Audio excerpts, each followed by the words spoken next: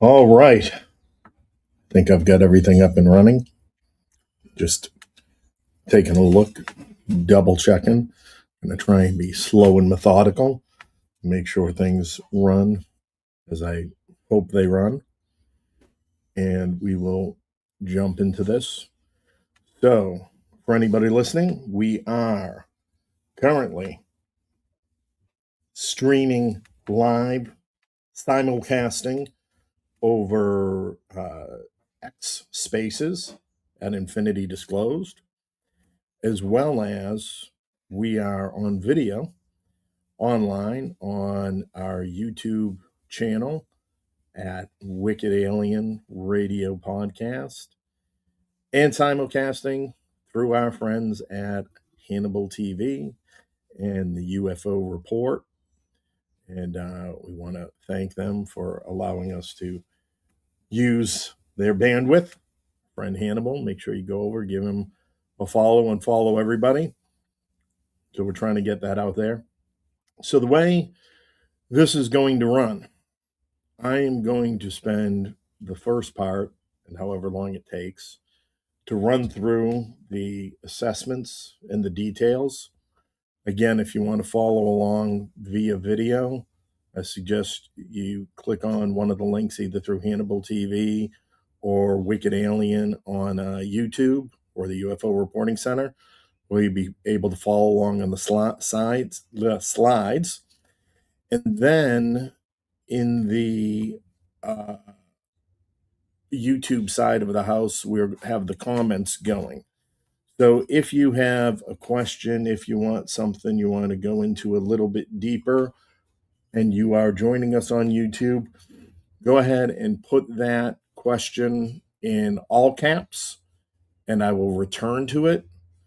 And for our friends and followers on Spaces, I'm going to leave. You can make your requests, but I'm going to leave them off for now. And then afterwards, we'll open the whole thing up for comments, questions, and discussions. But the first part of this is going to be one-sided. And I'm going to run through and break down these data dumps. So, with all that being said, what is this all about? Well, over the last couple of weeks, I started producing a series of open source intelligence assessments. And these are really meant to be high level briefings that truly separate signal from noise, as it said. In this briefing, we're gonna look at the top developments. We're gonna look at the signals from those developments. We're going to look at what is going on in the social media space. We're going to look at things like the sightings and pattern assessments. And we're going to look at the things that the key figures in disclosure space are saying. And what this hopefully does is begin to break down the narrative from drift, from weak signal, and really bring things around for the analytical listener to understand what this all means when it comes to disclosure, because we hear a lot of it being discussed in the space. So this is really an opportunity, and if you're in a position to do that and take some notes and follow along, the ultimate goal here is to empower and better inform the listening public on disclosure in a way that I don't see is necessarily being done in the community, and doing it in a way that allows us to really keep track and focus on what is actually going to move the needle, what is theatrics, and why, if it is theatrics, that may be the case. I've also have a second part of this, and we'll see how we're doing on time, questions, and interest, which is going to break down Contact in the Desert, which starts later this week. And it is really looking at, again, where that sits now in relation to in the disclosure issue, the disclosure movement. This is the first major event that's taking place post Pursue and the presidential and War Department release. And we're going to run through and take a look at the speakers, who's presenting at that, what we might look for, and again, what may actually move the needle and what may actually just be noise. So, without further ado, I'm going again for anyone following us on the YouTube, going to bring up the presentation and start running through it. I'm going to look for my spectacles here so I can know what I'm actually looking at. And so this is our first global open source intelligence briefing for Tuesday, May 26, 2026. This is going to be much longer than perhaps any of the subsequent ones will be, because we're going to catch up on a lot of the landscape and set the stage for whatever happens going forward with this, should it prove to be useful and interesting to the listening public, of course. So we're going to do a scrub of the sightings. We're going to look at social media intelligence. We're going to look at what we call the horizon and try and track some deltas, which means what we can really put our arms around and discern what those signals are. So what are the main things that matter today? The top developments: Pursue, Release 2. The world reaction is accelerating. We've seen Ukraine publish its own overview, and we've seen confirmation of Release 3 being in preparation. The Ukraine aspect on this is interesting, and we want to keep a closer eye on what the international press does, because the further this gets outside the control of the U.S. government, then the further they begin to actually lose leverage on any narrative that they might be trying to walk people through the down the road towards. So Ross Coulthart, I was assessed, probably has the most interesting take on this. His May 25th New Nation report indicating that the White House is soliciting advice on telling in public that we are not alone. He's had a number of, I'd say, a number of good takes on this, insofar as there seems to be this question on how to get to the thing that we want, while also not giving away too much, it seems. And he has been, I think, rightly so, critical.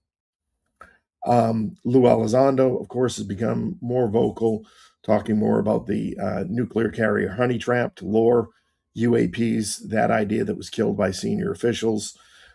This is something, however, if you check out at Russian ufology on Spaces, that is the Russian UAP UFO expert Paul Stonehill, he has done several deep dives on exactly this type of program that was run by the Soviets and the Russians to try and draw in the phenomenon in order to either identify, take down, or be able to further assess. So again, we see this something similarly being followed up by the U.S. Government. And Lou's also talked about the religious faction within the government that is opposed to UAP research. And we've certainly all heard and been discussing the significance of the government engaging religious leaders on the subject. Hal Puthoff, again, back in the news, talking about the at least 4 types of NHI recovered, and of course, contact in the desert coming up in 2 days. So our number one signal of the day, as I'd call it, is this volume of camouflage, or volume as camouflage, that the Pentagon is releasing volume to create the illusion of transparency while withholding files that could actually end the debate. Coldhart has described this as boring us into submission.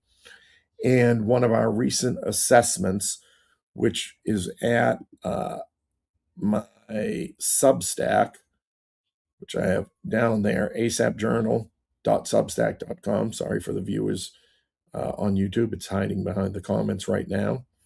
But this is, we conducted a sort of audit, first looking at the key figures who are actually moving disclosure, in the sense that if we remove a lot of these other voices that we hear, what inevitably happens and what voices inevitably matter in that happening when it does.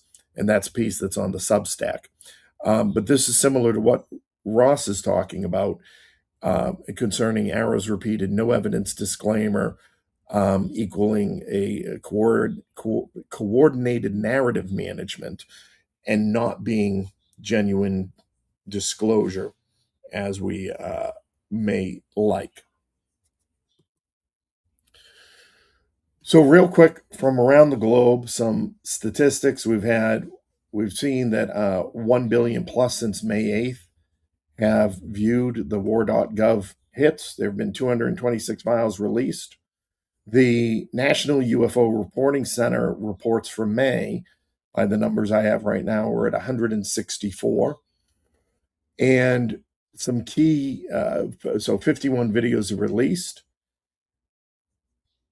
And there are, sorry, I have to remove the comments for a second so I can even read my own.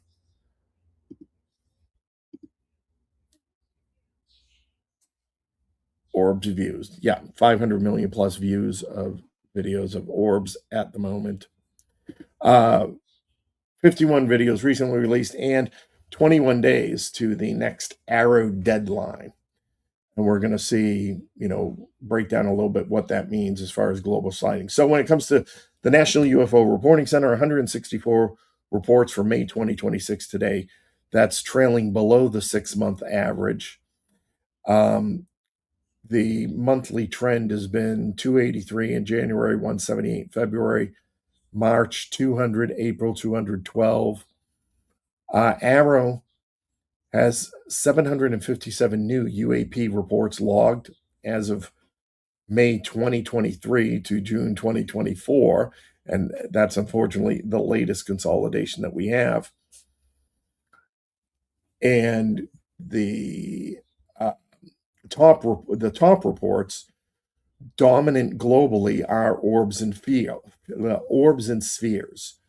And that's even broken down further by color, with Nevada, sightings in Nevada reporting silver, the desert areas in the US and Brazil reporting orange, the Middle East reporting blue and white. And again, some of this is consistent with the reports out of the latest Pursue release. Let me get here. Yeah, bring that up. Just have it up on screen. Sorry. Notable sightings by region: the United States, Nevada, Arizona, Queens, New York, 3 glowing orbs and coordinated pursuit. This was as of March 2026 Reddit. Brazil, daily orb sightings through April and May, appearing every night, moving with intelligent intent. Folklore mapping to Mother of Gold. Chile, pulsating orbs dancing before visiting. As I mentioned, Qatar and Doha, 5 to 8 blue orbs in formation during a sandstorm on March 25th, has 15 independent witnesses, 40 minutes duration, and over 500 million views, though the government is attributing them to atmospheric conditions. Other areas: Colombia, Scotland, Iran, Japan, Australia. What's the pattern in all of that? Orbs are the sighting signature phenomenon of 2026. There continues to be nuclear site correlations, as there have been the last 76 years. South America is elevated. We're seeing a lot more reporting out of South America. The Triangle Cluster between the US and UK is looking more synchronized. There are reports emerging within days of one another. And though the reporting volume is down, as we saw the National UFO Reporting Center falling below average, the media and social reporting is at an all-time high. Just going to move through another. All right. So this next part is the social media intelligence and our horizon scan. And these are the dominant narratives this week ranked by signal strength. And what that means is we've looked very carefully at the volume, the discussions, the language that's specifically being used in order to assess how the narratives may continue to develop over the coming weeks. So first and foremost is the Release 2 video analytics, and the Lake Huron shoot down is leading the pack in all of that. These frame-by-frame breakdowns are dominating YouTube and Reddit, with F-16 shoots down UFO as the viral headline, despite a lot of assessment that the object is a balloon. The war zone skeptical analysis is probably the most credible counter to that. The second is the Marshmallow Man. I think Ross Coulthard also examined this a little bit. The 2015 LA sighting matched to 2020 military file in Release 2. It's the same entity, different content, and that narrative continues trending on X, TikTok, and interesting enough, India Today popped up as a primary source, or I shouldn't say primary, but a high volume source of interest. So this is a new cross-decade correlation. Third is Hal Puthoff's four species claim. And as anybody that's followed this for any amount of time knows, that number goes from 4 to the 40s into the 70s. But this seems to be surging today as of May 26th, noting and he primarily focused on the Nordic scrapes, reptilians, and insectoids. And the response has been the believers' first debunkers split sharply, surprisingly enough, or not. The next high symbol is the high symbolic, low evidence critique. So this is something that I'm going to continue to keep an eye on because it really seems to be gaining a lot of traction, and I expect it is. This is something, again, even after the first release, people were theorizing, and now with the second one, somewhat had it reinforced. And whether the government is watching this as an indication of what they want to do with future releases will remain to be seen. But the persistent skeptic framing across all domains of unresolved does not equal anomalous, and the Pentagon's releasing of this withholding analysis is being greatly criticized more and more. 6 is the Rogan distraction theory that UFO disclosures are covered for the Iran war. Joe Rogan's raised this back on May 7th, and the counter narrative is gaining traction among the more politically skeptical audience. And finally, again, being talked about a lot, Contact in the Desert coming up this week, which we will jump into separately. Who is being talked about? The entities, the people, the personalities of the week. Topping that list again, Hal Puthoff for the four species claim. Ross Coulthard in his boring into submission and We Are Not Alone framing has gotten a lot of repeats. Representative Luna was obviously leading with the 46 video fulfillment, first being denied and now being credited to her. Again, I think there's a good bit of debate as to whether that was a success or not. Marshmallow Man, and then Billy Kryzak, Terrasect Craft identification from Release 1. and there's a growing analytical follow of what he's looked at. And interestingly enough, there were personalities who were declining in the social media space and declining in their influence in the discussion right now. Leading that is actually David Grush, who, as we saw in April, was seemingly leading the charge, but is also seemingly fell flat, particularly since the second release.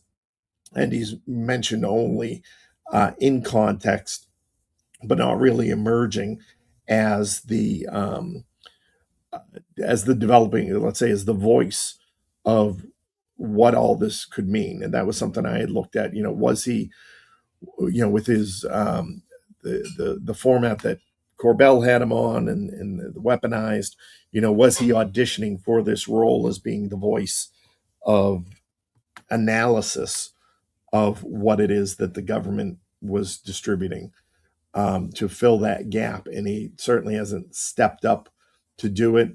Lou Elizondo has been more steady. Of course, he suffered his accident a couple of months ago. He had to cancel the first part of his book tour and speaking tour. He's popped up since these releases have dropped. So he is steady, but not spiking. Mick West, certainly his nothing interesting take continues to be recycled. He's probably the most stable debunker voice. And Trump and Arrow, again, haven't really come out with anything much. And in fact, Pursue itself is sort of outpacing Arrow as the go-to source. Of course, I've seen this morning some narratives, some information beginning to develop around an executive order out of the White House. So again, just to clarify and take it back a step on a minute, for a minute, what Trump essentially issued that launched all of this can be described as a presidential memorandum, and the difference between that and an executive order, they hold the same weight in so much as initiating actions, whether it's a memorandum or an executive order. However, an executive order is a much more structured, legally consequential, and even historically consequential document to be produced. When in order for an executive order to be formed, that then requires a deeper level of interagency coordination. It requires a proper legal review, and it requires an assessment of any budgetary requirements that may be part of the order in and of itself. So we can almost look at the memorandum as testing the ground to see what kind of volume it is, what it is that's going to be put out, how the public is going to receive it, all the while structuring an executive order in the background that then really solidifies what quote unquote disclosure or whatever this is looks like going forward and what it actually commits any of the agencies to. So that is something that we will keep an eye on and see when and if that comes out. But inevitably, that would need to be done in order to truly, I think, solidify the what we wanted to see happen. So I'm going to talk now about the narrative drift and weak signal detection. What is it that is circulating, but generally may not be very substantive, and so we'll take a look at that. So disclosure is shifting from an event to a process, right? I think people have thought as disclosure as this event, the president at the podium, and it's becoming more clear that what we're going to get is this process, and we just don't know how long that process is going to be. But it's impacting the community in general, and the community language is moving from when will they tell us to what are they telling us now, and getting us used to this normalized rolling release through pursue. Unresolved does not equal anomalous is becoming the debunker wedge. And skeptics are successfully framing the Pentagon's label as bureaucratic and not extraordinary. This is something that people in the community have been pushing back on. What exactly do those terms mean?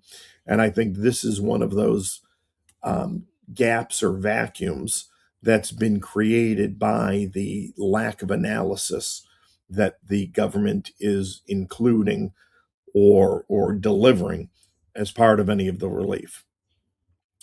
So the split between the factions of believers, skeptics, and a curious middle is hardening. Cross pollination is declining as algorithms silo those feeds. So again, I think for anybody who is in this curious middle, which I wouldn't even I'm a believer. However, I need to see the skepticism. I need to be able to assess what's going on all sides of the arguments. So I like to float between there. But I think, what this is saying and what we're noticing is again the algorithms of the media that we are consuming are going to tell us what we want to be told, not what we necessarily need to be told or what is necessarily going to best inform us. And the differences between that is very distinct between each of those ecosystems. And so again, this is one of those issues of discernment that many of us often talk about as we're consuming. And the meme analysis pipeline. So release 1 was a meme event, and release 2 is generating substantive frame by frame analysis. And this is by the community. And what we see is the community actually maturing in real time. And this is a good thing. And I know I've heard it myself from many people who feel like it is going to take the community framing and structuring analysis of what these things mean. And I hope this helps whoever is doing that take that forward. Gotta grab a quick drink of water. Excuse me. All right, what's on the watch list? For signal wise, the ontological shock preparation continues to, I think, build attention. There was an article in Psychology Today that was titled "Trump Orders UFO Disclosure. What Does It Mean for Us?" Framing disclosure as a psychological event with clinical implications. And it's really one of the first, certainly more mainstream mental health community engagements for the first time. I think we've seen a lot of individuals who are passionate and take an interest on that. So again, I'd take the Psychology Today article as a good thing, as a plus for advancing that part of the coordinate of the community discourse on this. The Hollywood and Pentagon nexus is active. We've got the Cold Hearts, Dark Skies investigation plus Disclosure Day film coming here in a couple of weeks in June. The entertainment intelligence convergence is narratively live. So this is something, again, I think as these documentaries and films all get published, we're going to see the resurgence of that discussion. And within the community, the AI enhanced citizen intelligence, that the community is using AI in the way it probably should be used, stabilizing videos, enhancing footage, running pattern detection on the pursue files. Again, this is a capability leap that's happening in real time. And the the thing about it is going to be the ability to follow up on any of it and the ability to take action. And does it lead to anything meaningful? And our is the community able to change the narrative going forward on it? So let's move to the government. Lost my place. The government in insider tracks here for a moment. Highlights. So, as mentioned earlier, Luna's 46 videos demand are fulfilled. Lou Elizondo files contradict NASA's 2023 findings. Claims classified material shows retrieved non-human technology. So this is something, again, we're going to have to look for in subsequent releases, or we're going to have to look for from NASA itself. There is, as we saw a couple of weeks ago, the accusations of the CIA and DIA blocking Trump's team. David Grush has claimed that remains unresolved. And we've, just prior to DNI Gabbard's resignation, we saw the taking of the files by the CIA, the upheaval from that. And now Aaron Lucas, who's the principal deputy DNI, sitting in before to see who gets confirmed. And Aaron Lucas may not necessarily be the disclosure community's top choice, let's say. Trump's UAP memo has not been issued, though it's confirmed to exist. Again, various sources of various credibility talking about such a thing existing, but there's really not much to go on from that. The NSA Umbra release, the 334 pages of top secret information. The Disclosure Foundation's challenging the redactions on it right now. But again, just a seemingly treasure trove of insights into various phenomenon in the reports. And the Senate version of the UAP Disclosure Act has 45 co-sponsors, no floor movement. We'll move on to the international side and what's going on there. Japan has been probably the most vocal and visible of all of the allies going forward. And this is important. Back last year, I started talking about controlled disclosure as a term of art in intelligence and counterintelligence, and how seemingly controlled disclosure had reached its capacity because primarily of the proliferation of social media and everybody having a video and camera in their pocket, and it becoming harder and harder to not talk about. And that what we were beginning to see early on was the tension between of a transition from controlled disclosure to narrative by design. Or I'm sorry, transition by design. And a transition by design is essentially a process that the government initiates where it begins to organize and structure the existing institutions to begin to deal with whatever is coming in this transition that is being led. That was one of the key indicators. And I think one of the early signs that we saw of this was NASA and its redesignation as more of an intelligence agency. We began to hear DNI Gabbard. We began to hear J.D. Vance. We began to hear more from the congressional representatives, normalizing the conversation, talking about the briefings that they heard. These are all sort of the internal institutional signs.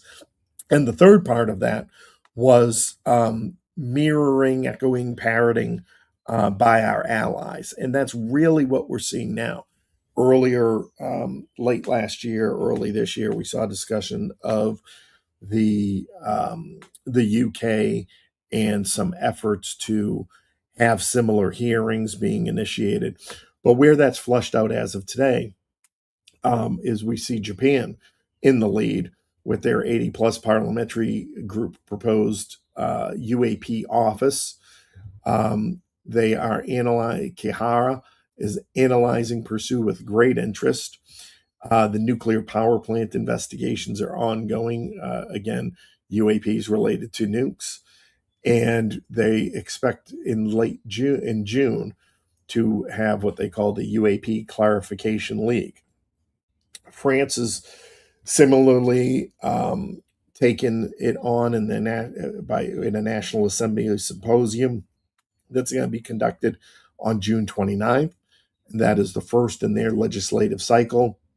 As mentioned earlier, in Ukraine, there was for everything going on there, they still conducted a review of Release 2. And that is, again, significant because it's penetrating the non-Western media. As anyone that's followed me knows, I have a heavy interest in all of this issue as it relates to the former Soviet Union, and that has generally been very quiet, with Ukraine being the first country to really come public on it. And though I've gotten some word from out of a couple of other nations, and hopefully we'll have some interesting things in the next couple of weeks, some interviews from that part of the world. In the UK, there are now 2 active UAP petitions. In Uruguay, there is a Kridovny Arrow bilateral pre-agreement. What that actually means and looks like will be interesting to see, but it looks like the first sort of cooperative document between Arrow and another uh, country. We have the Copus 69 session. We don't know what necessarily is going to be covered there, but that is June 19th through 10th through 19th in Vienna. There's a pre-session on May 29th, so perhaps we will hear something from them as far as what may be addressed. And Qatar has taken a somewhat hard stance on closing their orb case, and putting the kibosh on that. So we will see where we go with that. I'm just going to go through them, go look at this quickly. See, there's really not, as far as our deltas, what's changed since the last briefing. This is more for myself because I've had a number of these in advance. So there's probably nothing worth covering there. What's pending? Again, I came up with a time frame here. This is our tracking schedule. The Arrow classification guide is due in 21 days, in 21 days on June 16th. There's supposed to be a classified Pentagon briefing on June 30th. The Trump memo is still not issued. Japan UAP office proposal we were tracking. The French symposium we just mentioned. No movement from the Senate. CIA and DIA blocking remains unresolved. And Arrow Volume 2, now expected late 2026. Upcoming milestones, again, for those watching online, again, just the calendar, I will pass on that. So signals and analysis, what's it all mean? Essentially, 2 disclosure tracks are diverging. An official track saying nothing here, and an insider track saying categorical proof. And even with these releases, that gap is widening. Social media is taking over as the new disclosure battleground, with 1 billion plus hits on war.gov, 500 million plus on the Doha views, and the TikTok and Reddit are driving the narrative faster than the government can frame it. The orb phenomenon is validated at an institutional level. And this is interesting. The Pursue Release 2, um, plus the global civilian reports, is sort of taking care of the job of dismissing things as just lanterns, or filtering out the low Earth orbit satellites and things like that. There is enough eyes and enough expertise on the orbs. The international momentum is real, with Japan, France, Ukraine emerging independently, but it does seem to be lacking any kind of coordinated framework, and that could be a risk to the United States controlling disclosure, as we've kind of, or I should say, maybe not controlling, but leading disclosure, as we tend to assess Trump is somewhat looking to do, but also politically cautious of doing it. There's a real risk there. And so, again, Trump's silence and Trump not issuing that executive order, CIA, DIA blocking, all sort of looks at the obstructions operating alongside disclosure. And the good news, let's say, is on the community maturing somewhat around this. Whereas release one was, a lot of memes, a lot of ideas, but release two, we're getting a lot more substantive analysis. And as I said earlier, citizen intelligence is now outpacing the official framing in this, and if this continues, it will be substantially a substantial gap by summer. And so, what that means and what we are able to do with that, again, becomes the deciding factor. So, very quickly, I'm going to take a quick drink of water here as I double check my own notes and make sure that I have copied everything there. And okay, let me just get myself set up. I will have, let's see, I'll open it up just for a minute while I'm doing Snippy, our friend Eric Hecker, I'm assuming, and Or. What do you think, gents, as I reset? Yeah, sounds marvelously resonant and on point. Definitely in tune with some stuff that I put together over the past month or so. The manufactured irreverence and managed revelation, right? So definitely nice to bring to the public understanding of the process of all this, and see, well, no better word than benevolence, of the thing, to move the conversation, to shift the ontology, is an absolute necessity in this age of rampant information. Absolutely. Eric?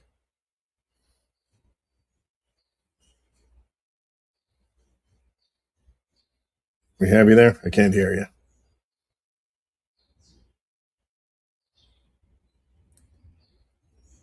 Or can you hear Eric, or is it just me? No, I hear nothing. Oh, yeah, Eric can't hear you.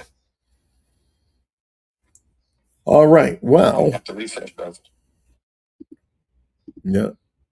Is Eric prop? So how about we go and we will dive into a little assessment on contact in the desert, since that is coming up this week.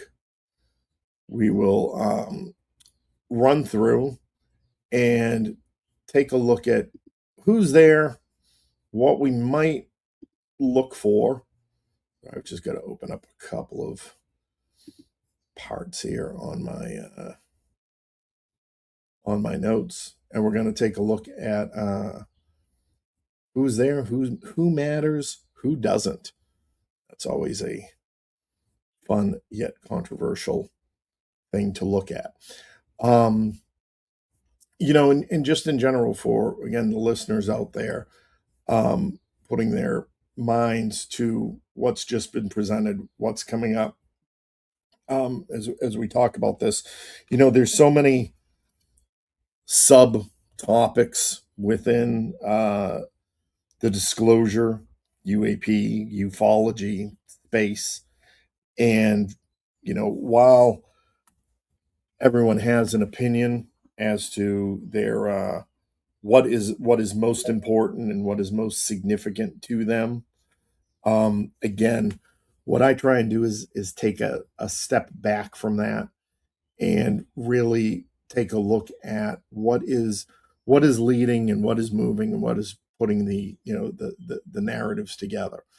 Um, so this will similarly be what we do here for contact and what potentially the impact and outcome assessments will be. There we go. All right. So this week, Indian Wells, California, May 28th through June 1st, Infinite Realms, Contact in the Desert 2026, the 12th annual. So what makes this one different? It is the fact that 4 days after Pursue is hit, um, and drops 1 and 2. This is the first major event to occur. So that will obviously be on the minds and lips of everybody who attends. It is also sits between the classified briefing to Congress and this Arrow classification guide that's due in 21 days, and the briefing to Congress is 31 days out. So the question will be, does this go from the networking and social event that people value it for to an event that proves it can actually move the needle, as we like to say?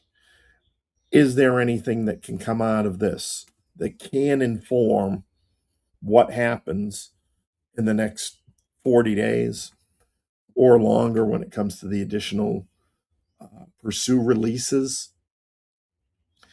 And Austin, just real quick, sorry, I see your hand up. When I get through this, then I'll circle back and do all the questions, and anybody else who wants to step up and speak. So I just want to, I'm just going to run through. So just ask you kind of, yeah. Hey, Gene, I was a little late coming up from your last section. I just had a really quick question about the Japanese disclosure. Do you mind taking that really quick? I'm happy to jump back down. Yeah, sure. Go ahead. All right, what is your assessment of Japan's disclosure? And then is there any thing that hints towards coordination of like governments with controlled disclosure? Is their disclosure nature completely different? And if so, how would that change maybe the approach the United States would take with their disclosure if they go a different route? Yeah, good question. So right now it seems like Japan's forming a committee, and that committee is going to have their first meeting, right?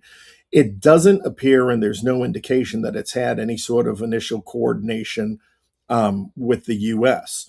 And perhaps that was a public signal or a public invitation behind the scenes to begin that sort of coordination. So the short answer is no. We haven't seen it actually look as though there's any type of coordination happening. How will it change it? Again, I think that depends on what the win is, for what the win each nation is looking for independently across this. I've talked in the past about when it comes to Trump being the disclosure president, the actual big win in it for him is framing technology advancements and positioning the U.S. As the place for this research and technology development and everything else that comes out of it. Japan would certainly be a viable candidate if not have better capacity at this point to lead that as well. So all of that might be happening behind the scenes. And we're just gonna, that's why so it's on the dashboard and just something we'll continue to track in the future briefings. Quick follow-up, Gene. So is your assessment that we're using, as we see things now, Japan could be using, or the United States could be using this narrative as a way to bolster their technology, their defense budgets to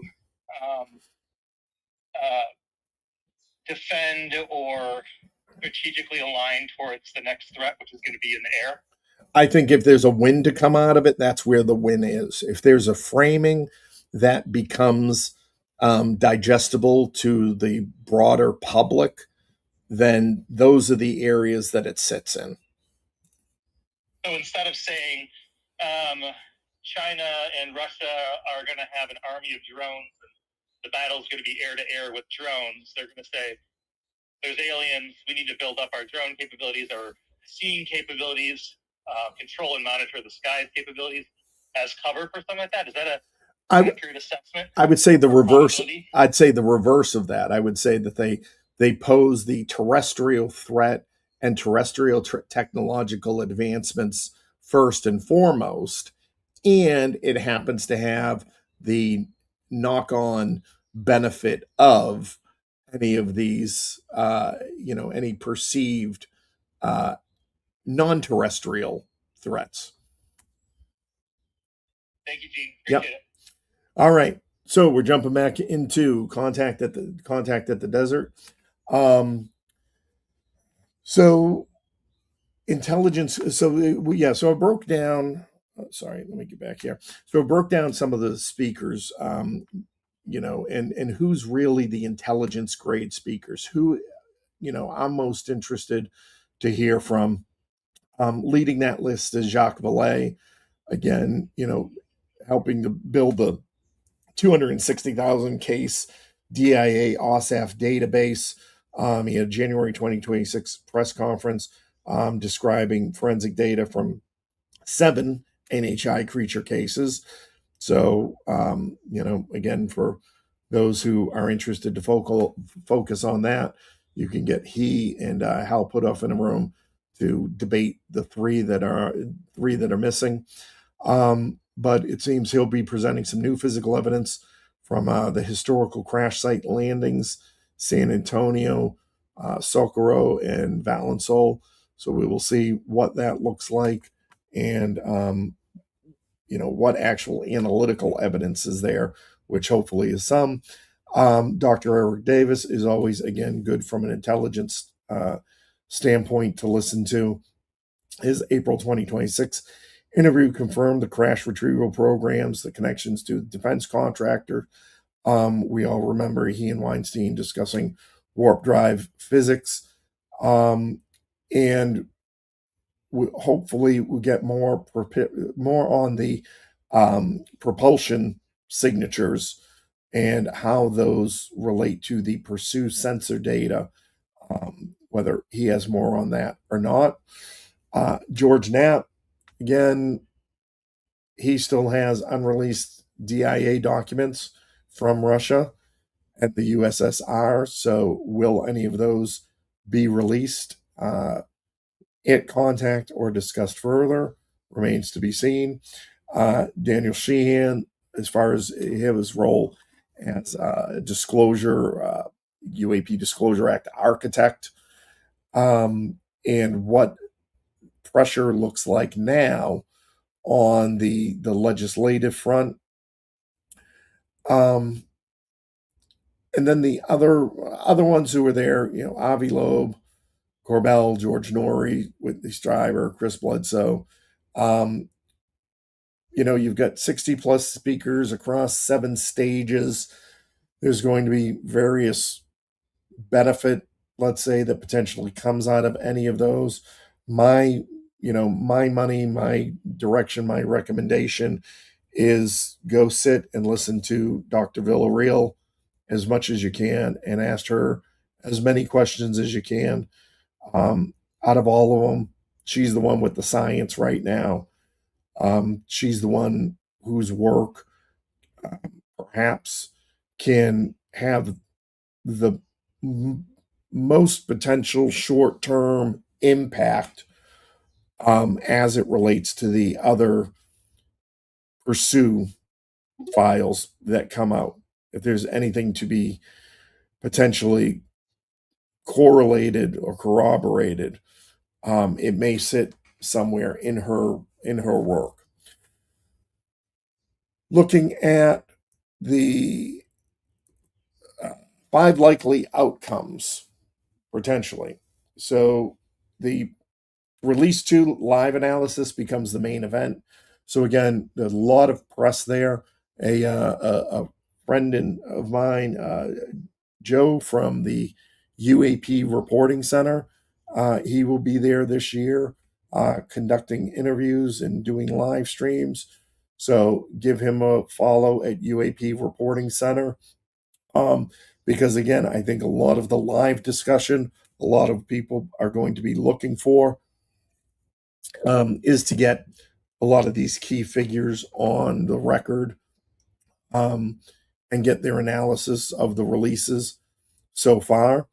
The second potential outcome, the one that again that would potentially have the most impact, is Sheehan actually able to convert the audience into a proper legislative pressure campaign, something I've described in the past in other spaces and forums, where we can truly begin looking like and acting like a public issue advocacy um, community and less like a fan group. The third outcome is any new physical evidence from Jacques Vallée, as well as number 4, new materials from George Knapp from the previously classified DIA, OSAP, Thread 3 documents that are out there. Again, from my personal view and my, I guess you could even call it conflict of interest in this, deeply interested in those materials from Thread 3 that the DIA has, the still classified DIRDs that are still classified, those coming out, because I think there is a wealth of information. But I'll also caveat that and to say I think a lot of the problem with that, when it comes to Valet, Knapp, the DIE, and OSAP materials, those may very well answer how things work. And I think right now, what the government is working towards is just getting people's minds around the fact that something exists. So we're almost prematurely answering the question of how it works before the government has officially said what it is and how soon or how much they actually want to resolve that is a outstanding question. Excuse me. Um, and the fifth outcome is mainstream media coverage. So NBC Palm Springs is already covering Contact in the Desert. Wire services seem to be tracking it. So I think Contact is becoming a staging ground for the upcoming news cycle. So I will personally be keeping an eye and ear to the news this week and seeing what comes out of it. But that's not what to. Oh, so what to collect? So for anyone that is there, I want to give some advice. And again, if you are joining us online, there's a slide up now. And what we all should be looking for. And these are open source signals and social intelligence. So when it comes to open source signals, we want to look for the speaker statements on the Pursue 2 files, expert reaction to the transmedium USO and IC orb encounters. We want to listen to Davis on crash retrieval, any new contractor names, programs, or locations beyond what's been done, up through and including his April 2026 interview. valet on physical evidence, as I've said, new material samples, isotopic analysis, and creature forensics from historical cases. Shanahan on legislative count again. On the social intelligence side, off panel conversations. Those conversations in the hallways produce more intelligence than stages. Watch social media for informal disclosures. Um, Government attendees, 2025 had sheep dipped intelligence in military personnel, track any official presence or signals. So, for anyone who's not familiar with the term sheep dipping, this is when the government removes people from their active duty government positions, and those people go into covert jobs. So if we start seeing, if you are out out and about and start meeting, hearing about, or seeing individuals being pushed and highlighted um, as newly retired, newly leaving government service, and now entering those space. Those very well may be government attendees who have sheep dipped their way in there and are ultimately reporting back. Look for the international delegation. Are there any delegates that show up from Japan and France, particularly? They are the first ones. Um, and as I mentioned, the podcast live streams that are going to be done there, pay attention to them. Now, one thing I want to address next in all of this is the risk factors. All right, because as we've discussed, there's going to be a lot of eyes on contact and a lot of media on contact. But we also know there is a lot of woo at contact.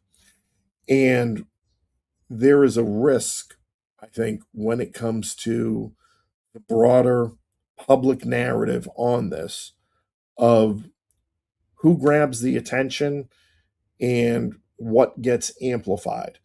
And there is a very real risk that some very good, substantive, evidence and scientific based discussions happen at contact, and all we see on the news is the woo. There's the dilution risk. There's 7 stages covering UAP, ancient aliens, consciousness, wellness, and the serious disclosure content competes with what is more fringe material, and the media will cherry pick sensational claims and individuals. In 120 plus sessions, it means key revelations can be buried. There will certainly be inflation of post pursue euphoria, might lead to overpromises and disappointment if no smoking gun materials feed the skeptic narrative. And the Pentagon counter at narrative arrows no evidence of ET disclaimer can be deployed against any contact in the desert revelations. We have to consider the CIA DIA blocking may extend to discrediting any speakers that come off of that. So the signals analysis out of this is that the information ecosystem has inverted. In 2023, conferences followed government action, and in 2026, conferences can drive government action. And this is where contact and expert analysis can really be a turning point in shaping what Congress demands in that June 30th briefing. The science track is the most real it has been for the first time, particularly with Dr. Villarreal, Avi Loeb, to a degree, if you get past the personality. But the they aren't UFO personalities, they're credentialed scientists, published methodologies. And this is the closest the conference circus has come to a peer review symposium. So, again, good opportunity to change the dynamic if that doesn't get lost in all the other stuff. And, the who's not there, again, is important. No, Elizondo, no Grush. Again, there's various reads on that can be taken. But, I think it certainly has the opportunity to set the stage for anything going forward. So over the next 5 days, we'll just be keeping track of that. And with that, actually concludes the formal part of the brief. So I will open. Oh, thank you, thank you, thank you. All right. If you give me a second, or if or Snippy can jump up and help out while I reset myself on the YouTube side of the house. Get myself up there. There we go.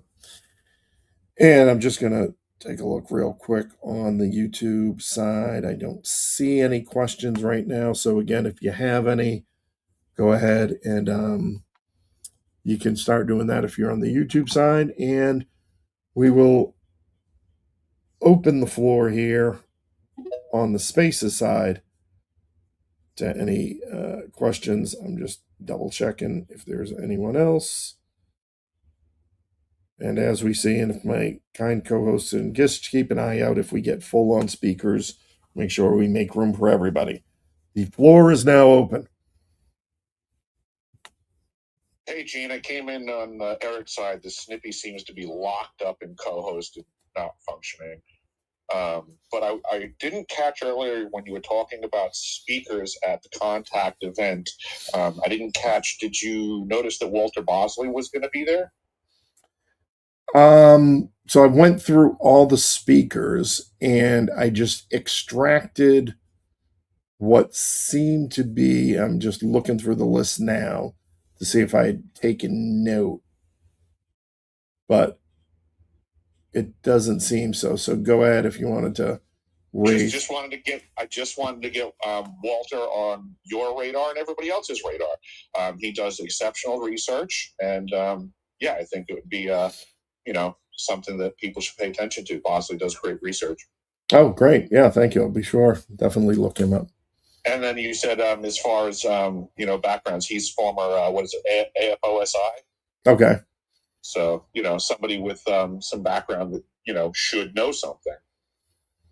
Yeah, absolutely. I mean, and it's beyond the knowing something. It's having the skills to discern through everything. Yes, the signal from the noise. Yeah, like similar to yourself in your background, Walter's right there with you, so he has that discernment to know when something is an operation or choreographed, so to say. Yeah, and that becomes so much of the problem. Everybody's so passionate about what they know, but they can't articulate where it fits or why it's important, which usually means it's not. We got that Victor there, VC. Hey, very interesting. I could spend a long time here commenting, but the only reason why I'm commenting is I was really just intending to listen. But I heard Snippy there talk about Walter Bosley, and yes, this is a guy, a blast from the past. He has the military experience, his family's military experience, Air Force, intelligence, protecting platforms, and he used to be on the podcast circuit, and he kind of went into writing books more and making films. And but the one thing I saw in his a lot of his podcasts, he's kind of a truth teller. He kind of breaks some of the typical beliefs that are in the field. And I think that's why he's not invited to some of these conferences. A lot of those old guys like Bosley and his peers found that as time went on and they became more controversial, and because of their experience in the UFO field, they're the real deep researchers, and they find, there's a lot of discredited stuff that goes on in this field that eventually happens. And so they felt, they kind of got pushed out because they won't do the popular, they're going to talk about the controversial aspects of it. But my only point also is that, okay, it's a little self-interested, but I don't promote myself at all. I don't post all the time. But Bosley is up in my pinned tweet because he interviewed this woman called Laura London, who is an expert in Carl Jungian background, the psychology. And this is something that Jacques Vallée would have studied and be very interested in. So I highly recommend anybody who doesn't know Walter Bosley or the Jacques Vallée go up and just listen to that pinned tweet that I've got at the top, and you'll learn a lot. And you'll learn from this Laura London lady. She had been in this field since the 80s and following it, but she can give you this perspective as well. The first part of that is about 30 minutes on synchronicity. So if you don't really care about that, you can, speed past that. But anyway, I don't want to get in here and take up any more time. I can talk forever, and I don't want to become any more controversial right this moment. So I'll bow out. I appreciate that. No, yeah. Thanks. I appreciate everything you're saying, and I think I can probably commiserate with Walter and with others. People don't like the uncomfortable questions very much or very often. They don't like to break down the gaps in the narratives, in the stories, and look at a lot of the alternatives, because sometimes it risks recoloring figures that we've already developed an affinity bias for, and people would rather not have that happen. Yeah, these actually, the books he writes are pretty, entertaining, and they explore the phenomena. Some of it without being critical at all. He just he takes some ideas, and I think he has historical aspects in them, and then adds maybe some fictional, let's say, ways to expound upon the historical events that may or may not be. Well, not unlikely to be real, but just it's discussions that people like to talk about. So he's not trying to lay down a hard line on something. It can be entertaining, I guess, is what I'm trying to say. Yeah, where you pick up a few facts, but then it expounds on it,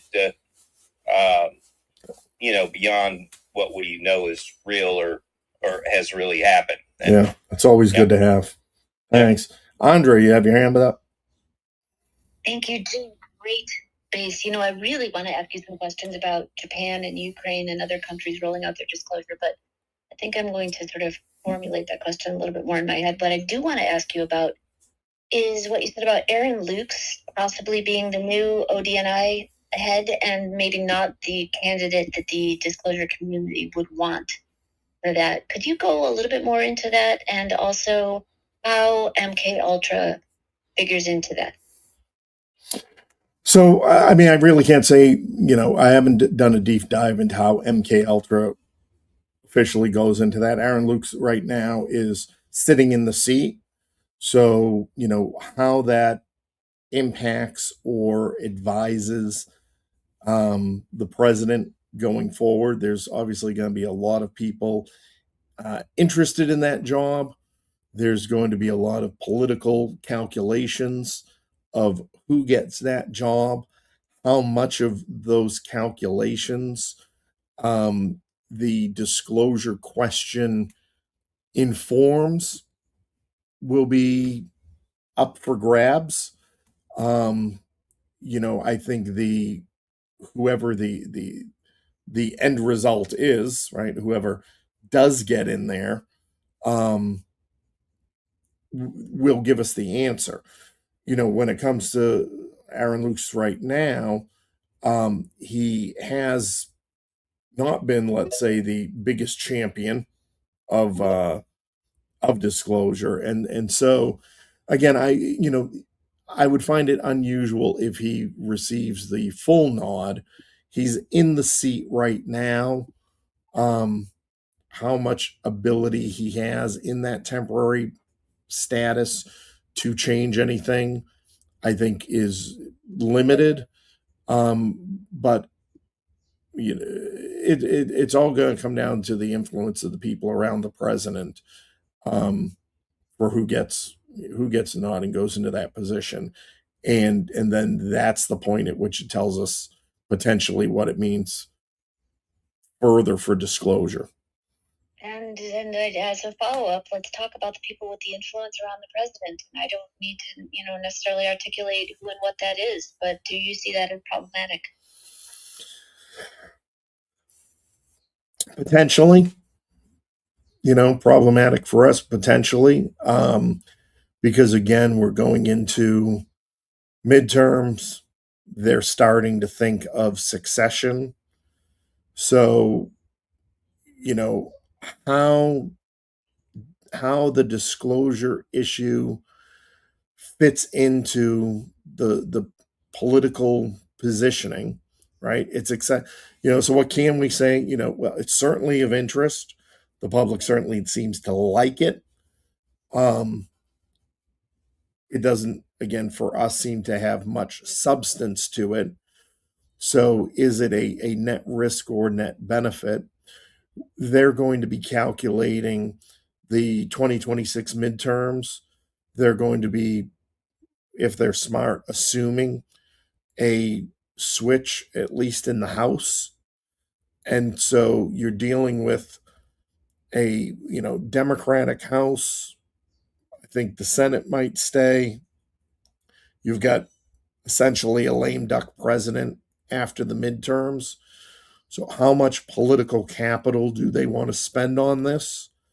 If it is not going to generate the big, giant, historical, global, ontological, humanity defining moment that we all want, if it's not going to achieve that, then do the people advising the president put it on the back burner as a interesting footnote to history rather than a driver of the future? Great answer. Sobering, but great answer. Thank you, Gene.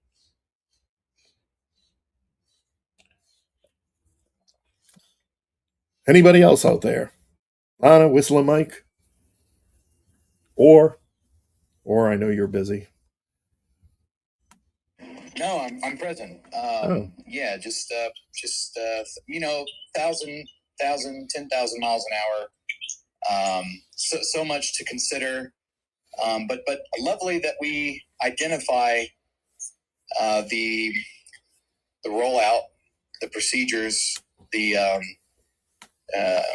timing, and we're not necessarily just beguiled by.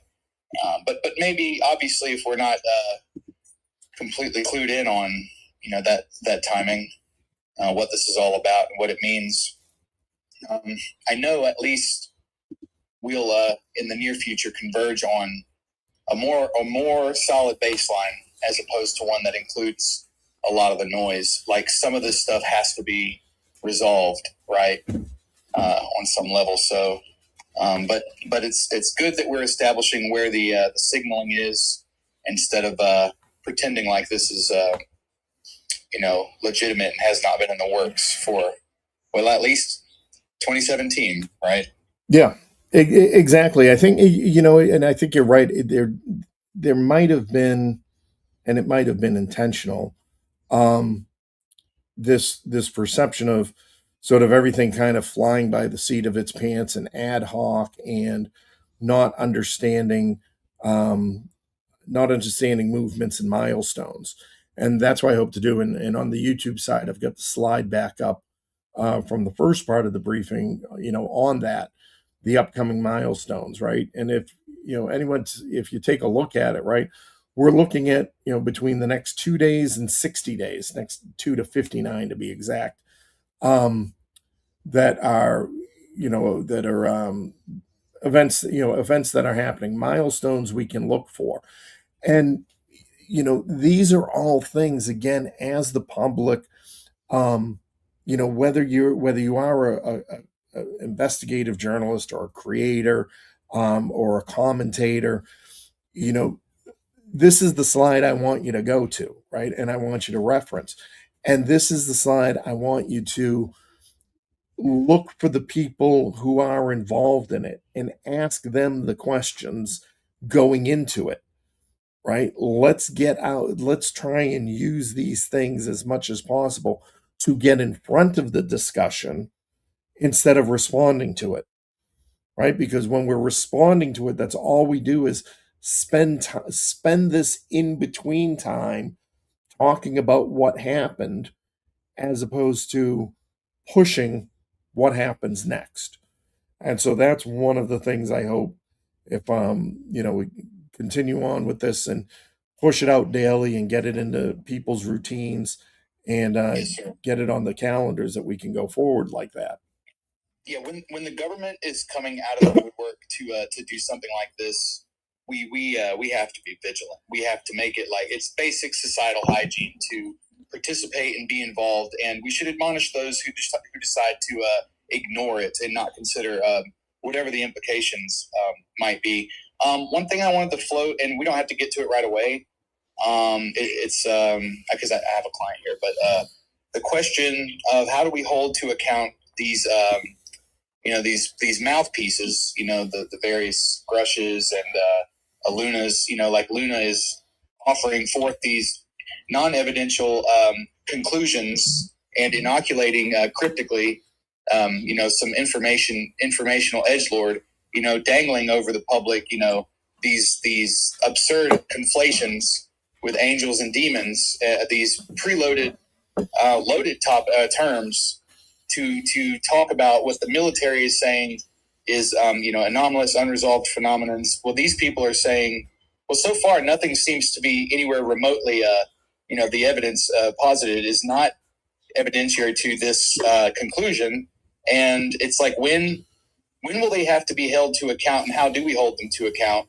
To me, topologically, it seems obvious inoculation, and it's odd that it teeters on this religiosity, constantly badgering us with these conflations. Is it just a fanatical sect? Because it seems like these are the ones who are chosen to lead the charge, and that's their fucking MO, and that's what they all have in common. That's an excellent comment, observation, and question all rolled into one.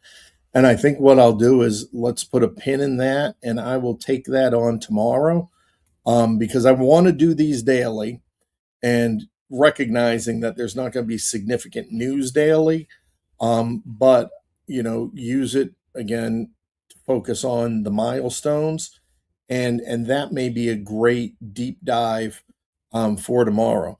And I want to finish up in about 4 minutes on the half hour, so let's go over to my buddy and traveling companion, Whistling Mike. I haven't heard from you that much since our trip.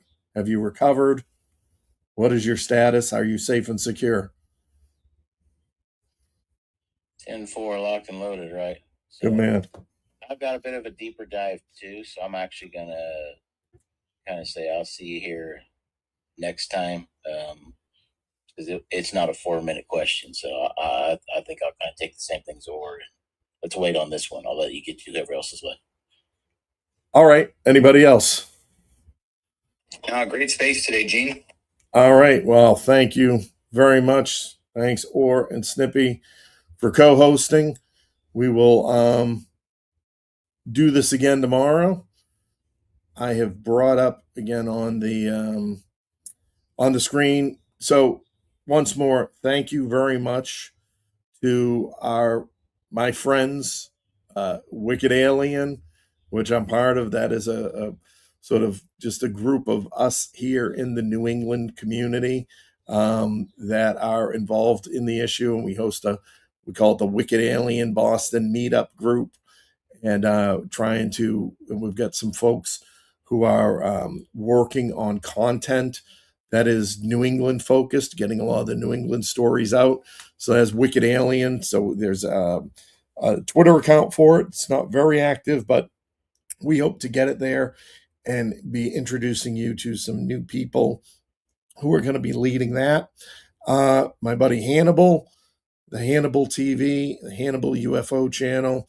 I am an old school professional wrestling fan from way back in the day. Hannibal's got some of the legends. He takes on the modern stuff too. But he has graciously and generously offered up his platforms for us to stream and share over, because as much as I love old time pro wrestling, he loves UFOs. Jim Arak with Mass MUFON and the UFO Report. Thank you again for letting us share the airwaves on your spaces. I'll ask anybody again, share this with the community. And for myself, as you see, if you're watching on YouTube, if you want to get more of the analysis, the analytical stuff I do, that is actually on a Substack that I run called the ASIRP Journal, ASIRP Journal.substack.com. And there is a continuous forming of analytical products and publication of analytical products across a spectrum of disclosure issues, a lot of them focused on the narrative framing and breaking down some of the older narratives. And of course, my own work with my father-in-law's reverse engineering from the Soviet Union. And you can find all that, including the complete archive, the translations, a lot of analysis at engineeringinfinitybook.com. Thank you all once again for joining, and I will plan to be back tomorrow, unless I get too much hate mail. But I'll plan to be back tomorrow. We'll give an update, and we'll try and see if we can collectively make a difference, move the needle, make an impact. Thank you all.